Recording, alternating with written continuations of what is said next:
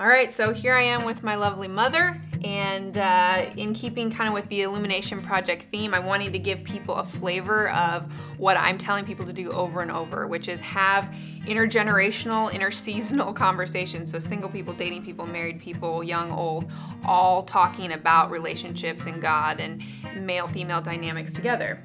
And so you'll get way more of this in the Illumination Project, but I wanted to ask my parents kind of where they're at now, knowing the love and respect principles and being old, if they could look back and give advice to different people, single, dating, married, new parents, whatnot, what would they say? So I want to ask you now what you would tell a woman who, I hear from ladies who are like, I'm in this serious relationship, but how do I know if this is the type of guy that I should marry?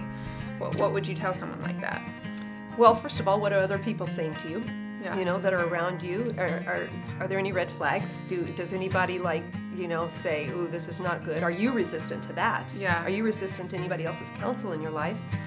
And then just the principles in the Love and Respect book, where Dad has an acronym for how to show love to a woman, how to show respect to a man.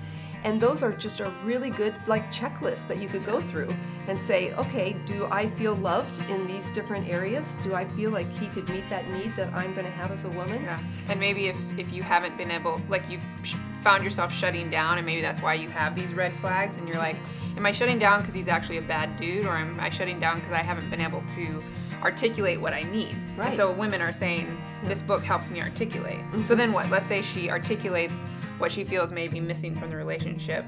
And if he's resistant, to what you need, that's good probably sign. a good sign. But then, is he shutting down in the relationship? Yeah.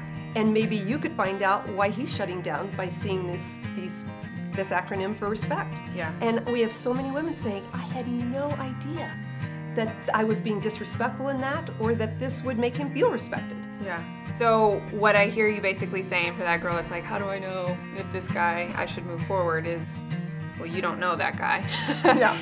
And so basically making the best decision with what you have. And Exactly. that's, looking at marriage books and finding, okay, is this going to be someone that life's going to be easier with or more difficult? Am I setting myself up for, Right. Because you can stay in a marriage. It's just, are you making the wisest decision with the information that you have ahead of you?